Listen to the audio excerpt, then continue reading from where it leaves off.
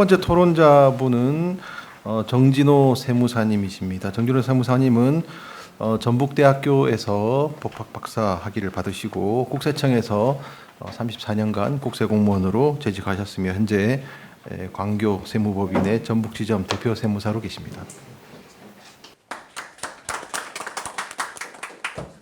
네, 두 번째 토론자는 한정미 본부장님이십니다.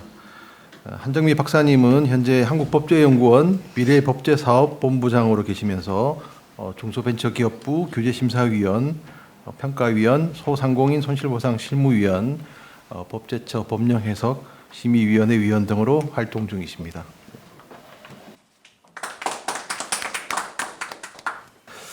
다음은 토론으로서 지정 토론으로서 정진호 세무사님께서 토론해 주시겠습니다. 발표자님께서 아주 상세하고 자세하게 분석하고 그 내용을 정리해 주셔서 아주 특별히 뭐 추가하거나 뭐 이런 좀 의문의 여지도 많지 않습니다. 네, 다만 또 그 관련 내용을 제가 공감하는 부분에 대해서 한번 정리를 하고 또 제 개인적인 어떤 그 의견을 제시하는 것으로 토론을 하도록 하겠습니다. 먼저 인공지능 등 불법 세무대리에 대한 그 논의의 필요성과 관련해서 그 세무대리는 납세자와의 세무 관련 사무처리의 유인 계약에 따라 조세에 관한 신고를 위임하고 기장의 대행이라든가 조세에 관한 신고 업무 대행, 세무조사 등의 대리 등의 업무를 수행하는 활동을 말한다고 볼 수 있습니다. 이러한 세무대리 업무는 세무사 등 일정한 자격을 가진 자에 대하여 한하게 수행함으로써 건전한 세무 질서를 확립하고 납세자의 정당한 권익을 보호하며 세무대리 행위의 적정성과 공정성을 확보할 수가 있습니다. 최근에 3.3 등의 인공지능을 활용하여 일정한 자격 없이 불법적인 세무대리를 수행하는 사례가 자주 발생하고 확대되는 추세로 건전한 세무질서를 훼손하고 조세의 공평성과 공정성을 해치는 등 사회 문제로 대두됨에 따라 이와 관련한 문제점을 검토하고 합리적인 개선안을 마련하기 위한 논의는 매우 시적절하고 중요하다고 생각이 됩니다. 그리고 3.3 운영자의 세무대리 수임 동의 절차의 적법성과 관련해서 발표자님께서 말씀해 주셨는데, 즉 이 경우 그 3.3이 수임 동의를 받은 후에 국세청 홈택스 서비스에서 납세자의 아이디와 비밀번호를 이용하여 환급세액 계산 등 세무대리인의 업무인 신고 대행 업무를 수행하였습니다. 그리고 신고와 관련하여 지급 명세서 등 필요한 자료는 이른바 파트너 세무사의 홈택스 아이디와 비밀번호를 이용하여 수립하고 활용한 것으로 보입니다. 즉 3.3은 납세자와 파트너 세무사의 홈택스 아이디를 이용하는 수법으로 합법적으로 세무대리를 수행한 것으로 가장하였습니다. 대법원 판례에 의하면은 불법 세무대리를 세무사 자격이 없는 자가 세무사 자격이 있는 자의 지휘 감독 없이 납세자를 대신하거나 사실상 신고를 주도하면서 외부적인 형식만 납세자가 직접 하는 것처럼 하는 등으로 세무 지식의 이용이 필요한 신고 등을 한 경우라고 정의하고 있습니다.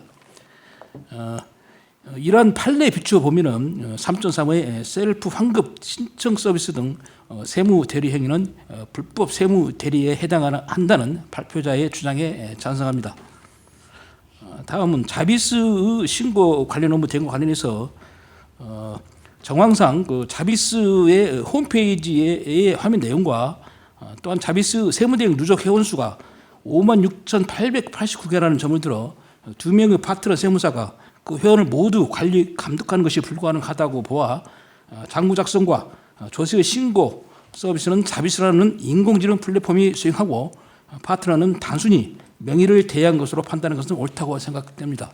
다만 구체적으로 세무 대행 행위를 실질적으로 지휘 감독한 자와 장소 등을 수사 과정에서 확인하였다면은 파트너 세무사의 명의 대여 혐의가 명백한데 수사기관에서 이러한 조사가 미흡한 것으로 생각이 됩니다.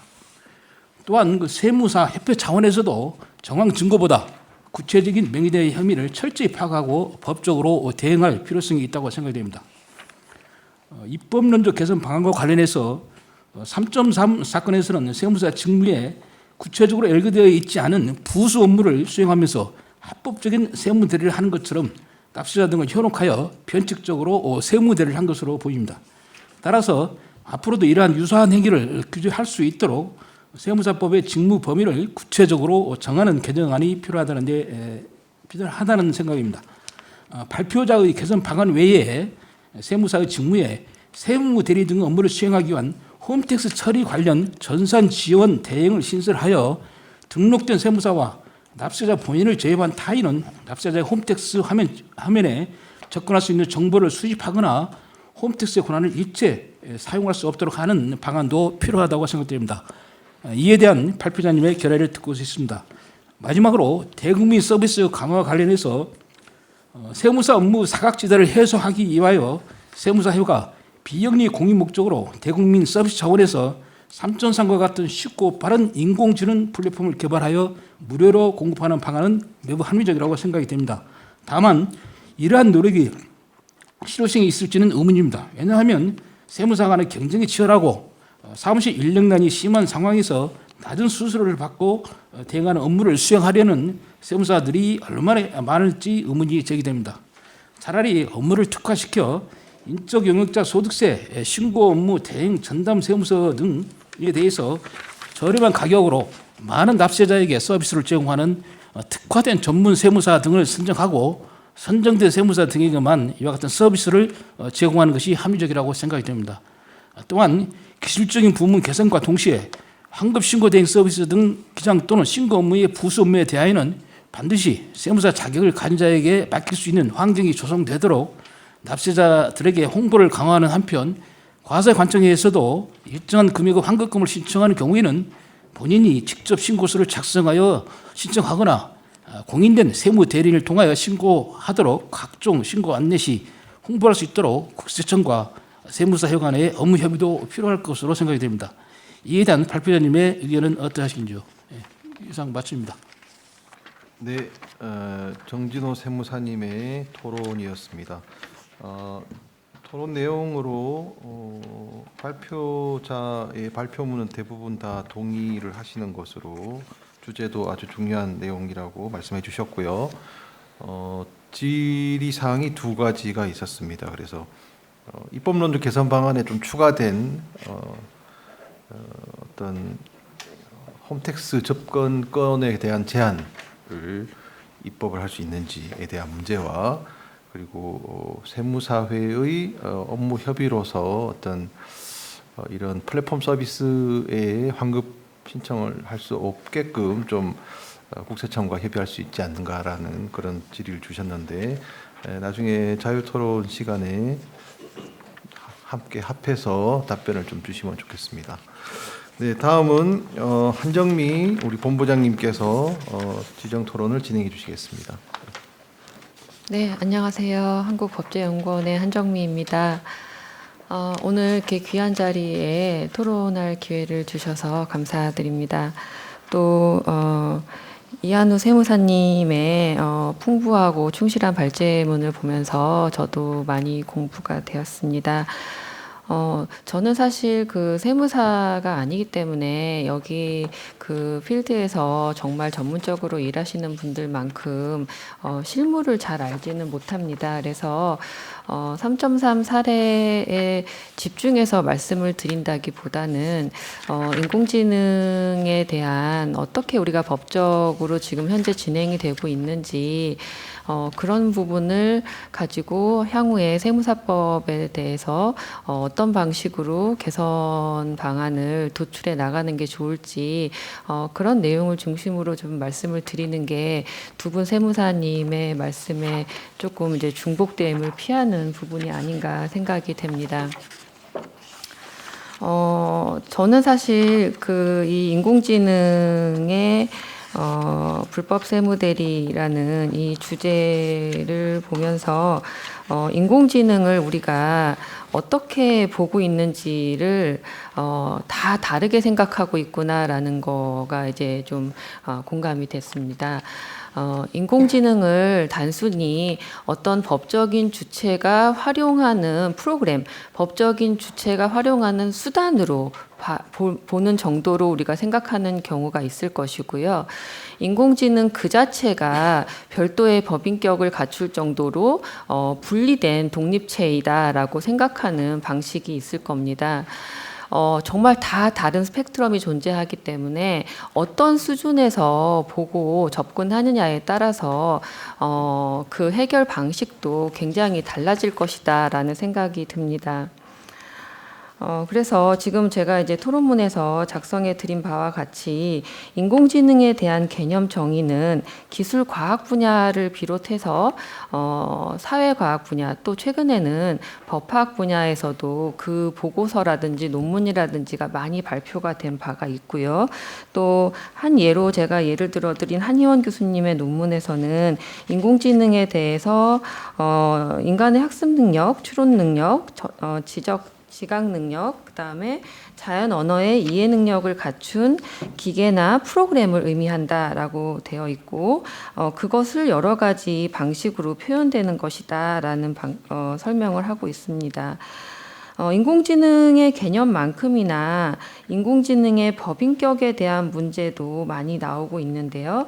법인격에 대해서도 여전히 정립된 기준이 있는 것이 아니고 논의가 진행 중인 상황이기 때문에 사실 이런 상황이기 때문에 보시는 분들마다의 그 이해가 많이 다르게 나타나고 있다라는 생각이 듭니다. 법적으로 인공지능이 뭐다라는 거가 정해져 있는 입법예가 있으면 굉장히 명확해질 텐데요. 아직 인공지능 자체의 법인격을 인정한다라거나 인공지능에 대한 그 개념 정의를 해놓은 입법 사례는 없습니다. 인공지능의 수준에 따라서 제가 아까 말씀드렸던 그 어떤 기술 수준을 포함한다라든지 뭐 이런 그 수준에 따라서 구분해야 한다는 논의가 있고요.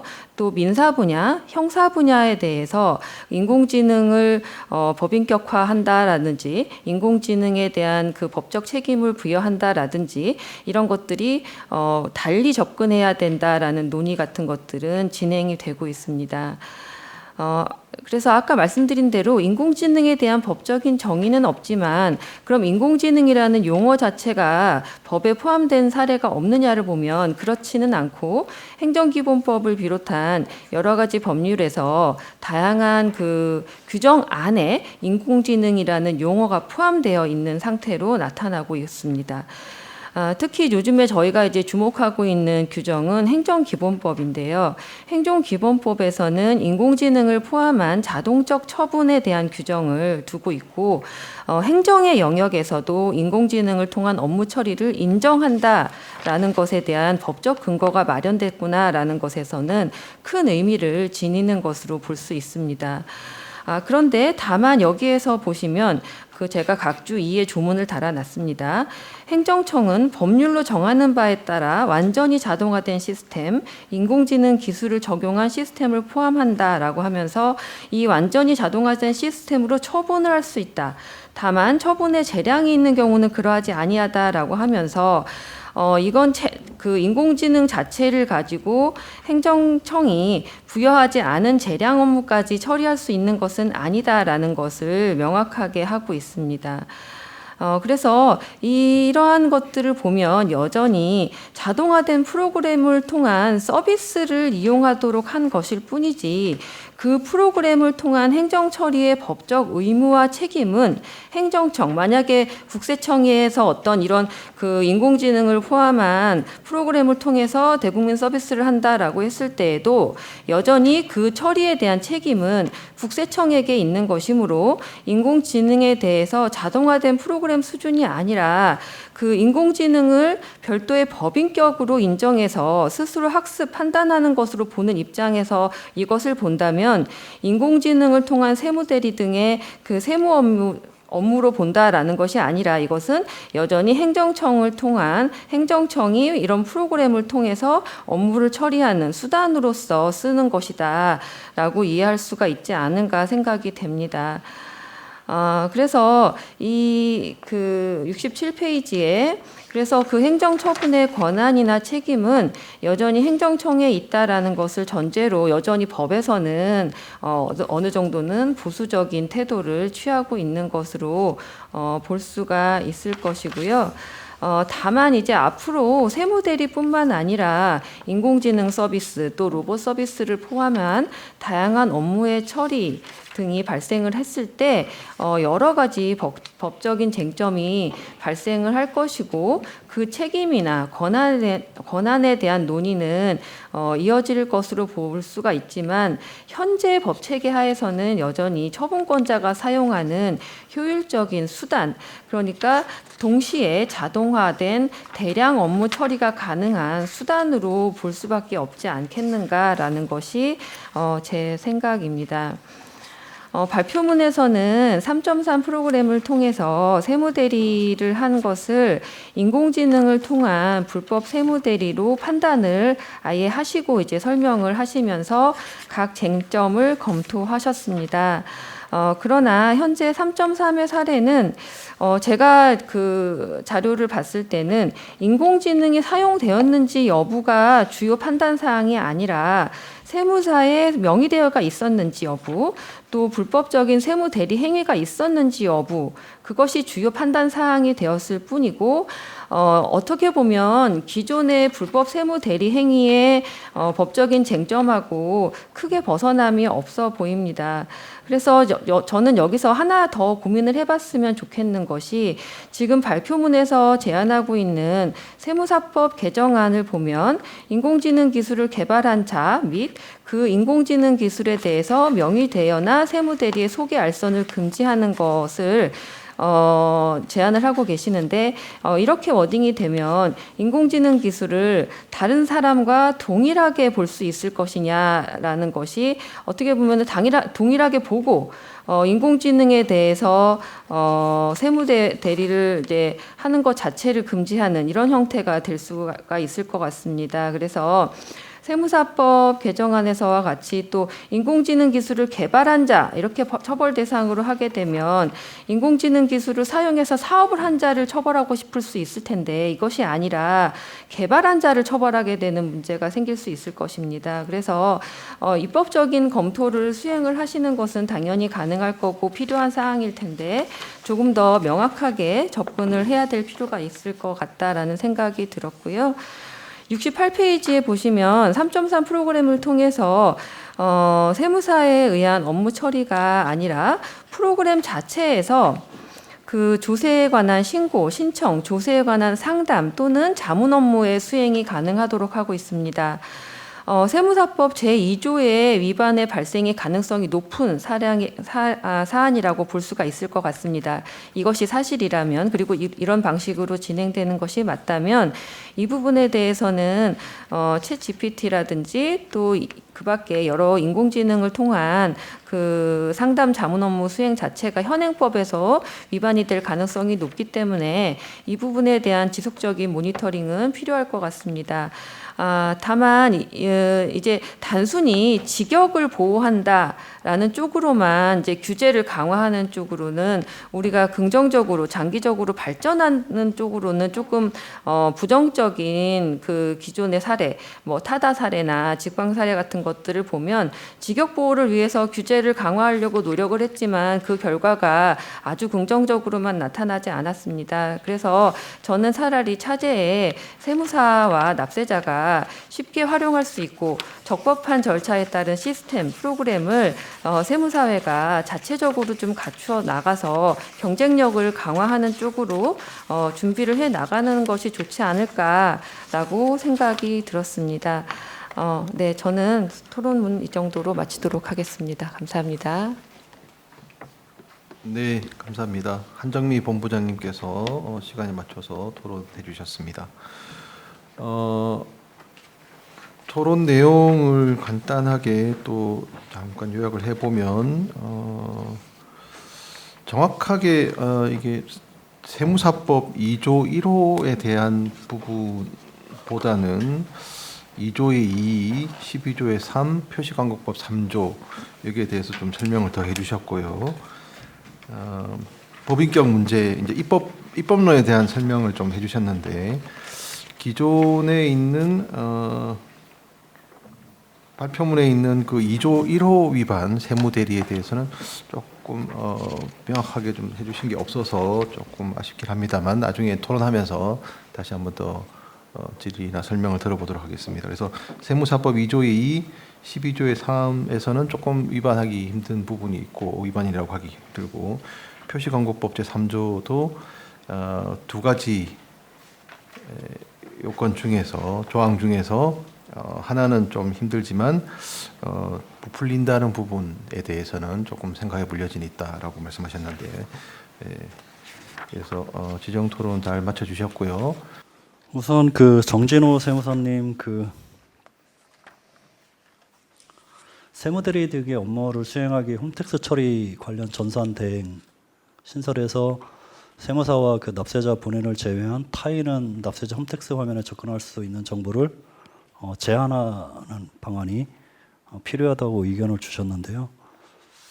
근데 이게 이제 그 취지는 이해는 하는데 이거를 완벽하게 이렇게 막는다 그러면 좀 기본권 관련 문제가 조금 있을 것 같아요. 왜냐면 이제 회사에서 이제 보통 우리가 그 국세청 홈택스에서 국세청 홈택스 그 프로그램, 그러니까 그 소스라고 그러죠. 그 오픈 소스를 이제 오픈을 해서 이제 다른 그 회사라든지 이제 다른 그 세무 그 프로그래머들이 그 프로그램 소스를 갖다가 이제 국세청 홈택스에서 연동해서 할 수 있게끔 그런 서비스를 활용해서 이제 3.3이라든지 자비스 세무 대행이 이제 탄생이 됐는데 요거를 그렇다고 해서 또 완전히 원천적으로 이제 타인 자체를 아무도 이제 못하게 한다. 결국 그러니까 납세자와 세무 대리인만 가능하다. 이렇게 법제화하는 것은 조금 무리가 있다는 생각이 들고요. 그 다음에 이거 홍보 중요하죠. 국세청 그러니까 세무사회에서 이 조세 상담이라든지 또는 뭐 조세 신고에 대해서 잘못 신고하거나 또는 뭐 국세청의 상담이 잘못됐다거나 이런 것들에 대해서는 가산세 문제가 발생이 되기 때문에 그러한 사례들을 적극적으로 홍보를 해서 결국은 세무대리인들한테 한번 확인을 받는 절차를 거치는 게 결국은 더 납세자 입장에서 더 좋지 않냐 이런 식의 광고를 많이 하는 것은 적극적으로 저도 추천을 드립니다.